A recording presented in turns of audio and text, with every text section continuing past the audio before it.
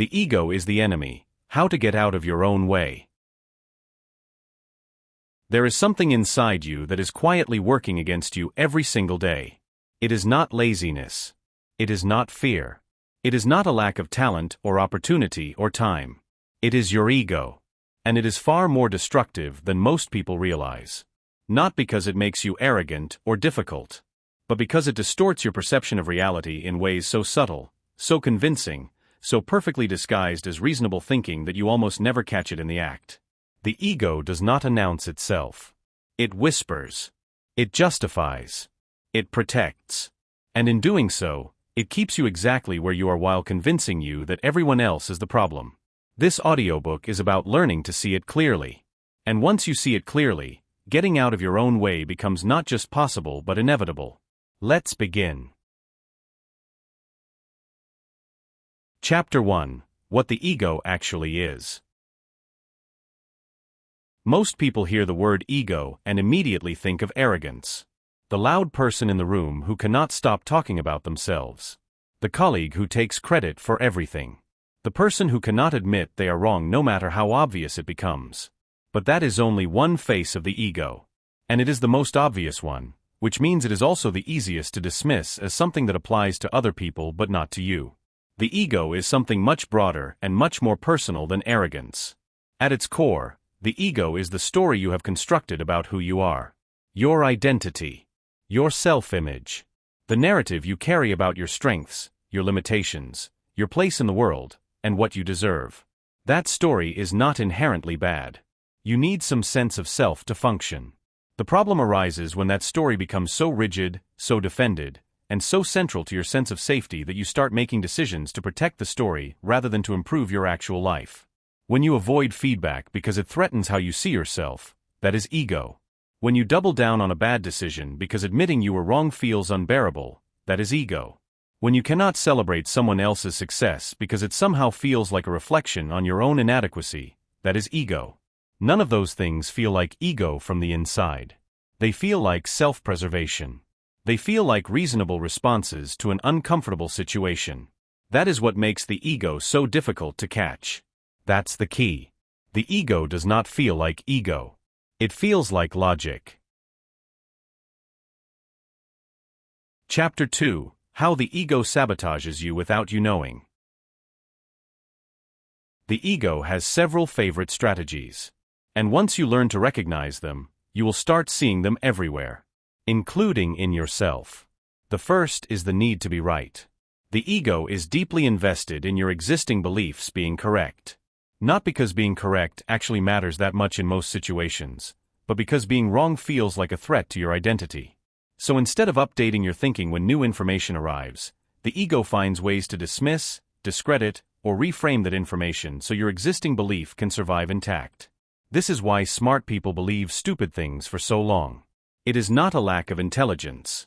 It is the ego protecting its territory. The second strategy is comparison. The ego is constantly measuring. Am I ahead or behind? Am I better or worse? Am I winning or losing relative to the people around me?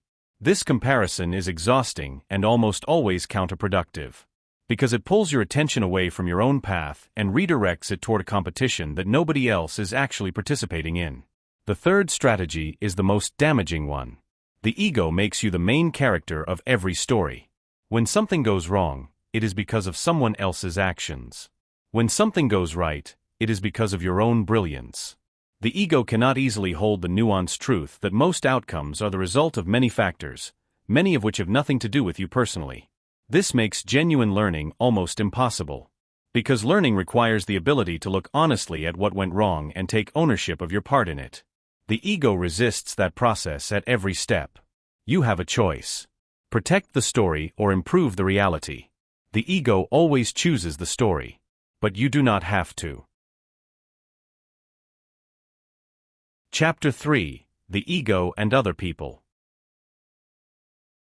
One of the places the ego does the most damage is in your relationships. And this is worth examining closely because most people attribute their relationship difficulties to the other person without ever considering the role their own ego is playing. Think about the last significant conflict you had with someone. In your version of events, How central were you to the problem? If you are honest, the answer is probably less central than the other person's version would suggest. Not because you were right and they were wrong, but because the ego automatically constructs a version of events in which your behavior is justified and theirs is the issue. This is not malicious. It is automatic. The ego protects your self-image by editing your memory and interpretation of events in your favor. Research in psychology consistently shows that people remember their own contributions to conflicts as more reasonable and the other person's as more unreasonable than neutral observers would assess them. The practical consequence of this is significant. If you are always the reasonable one in your own story, you never grow. You never change. You never develop the skills that come from genuinely examining your own role in difficult dynamics. The ego also makes it hard to ask for help. Asking for help requires admitting that you do not know something or cannot do something alone. And for a heavily ego-driven person, that admission feels like a confession of inadequacy rather than a simple practical recognition of reality. But consider what asking for help actually communicates to perceptive people. Not weakness. Confidence. The confidence of someone secure enough in themselves that they do not need to pretend to know everything. The most effective people in every field are almost always the ones most willing to seek out knowledge and perspective they do not currently have. It is not about being humble for its own sake. It is about being effective. And the ego, left unchecked, is one of the greatest enemies of effectiveness there is. Chapter 4: How to Get Out of Your Own Way. Reducing the influence of the ego is not a one-time decision. It is a daily practice. And it starts with one foundational shift in how you approach your own thinking. Start treating your opinions as hypotheses rather than conclusions. A conclusion is fixed. It is defended. Challenging it feels like an attack. But a hypothesis is designed to be tested. It welcomes new information. It updates when the evidence changes. And it does not threaten your identity when it turns out to be wrong, because it was always provisional. This single shift changes everything. When someone challenges your thinking, instead of feeling threatened, you become curious. When you make a mistake, instead of finding ways to explain it away, you examine it for what it can teach you. When someone else succeeds, instead of measuring yourself against them, you look for what you can learn from how they got there. The second practice is radical ownership. Every time something goes wrong in your life, before you look outward for the cause, look inward first. Not to blame yourself for everything, but to honestly ask what role your choices, your assumptions, and your behavior played in the outcome. This is uncomfortable. The ego will resist it strongly. But it is also enormously empowering. Because if you played a role in creating the problem, you have the ability to change the outcome next time. Blame keeps you powerless. Ownership gives you agency. The third practice is silence before response. When your ego feels threatened, the impulse is to react immediately. To defend, to justify, to explain. Practice pausing instead. Take a breath. Ask yourself whether your response is coming from genuine thought or from the ego's need to protect itself. That pause is where your best thinking lies. And it is only accessible when the ego is not running the show. It is not about shrinking yourself. It is about expanding beyond the limitations the ego has quietly built around you. Chapter 5: Who you become without the ego in the way. There is a version of you that exists on the other side of ego. And it is not a diminished version. It is not someone who has given up on ambition or stopped caring about excellence. It is someone who pursues excellence for the right reasons. Not to prove something to the people who doubted them. Not to win a comparison with someone who triggered their insecurity. Not to protect a self-image that needs constant maintenance. But because the work itself matters. Because growth itself is the reward. Because becoming better is its own justification. That shift in motivation changes everything about how you operate. The person driven by ego is fragile. Their confidence depends on external confirmation. Their motivation fluctuates based on whether they are winning or losing the comparison game. Their energy is constantly divided between doing the work and managing how the work appears. The person who has reduced the ego's influence is stable. Their confidence comes from their relationship with their own values and their own standard of effort.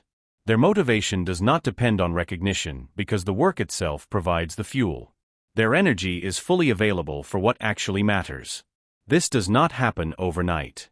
The ego is deeply embedded and it does not give up its territory easily.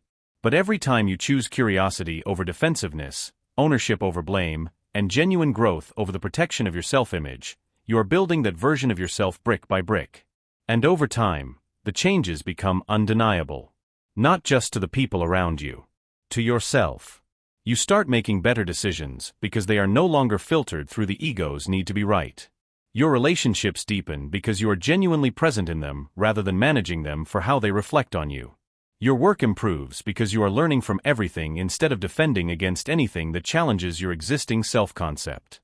This is what getting out of your own way actually looks like. Not passivity. Not the absence of ambition. The full, focused, unobstructed expression of who you actually are when the ego stops distorting the signal. You have a choice. Keep letting the ego run the show from the shadows. Or start seeing it clearly, naming it honestly, and choosing differently one moment at a time. The door out of your own way has always been open.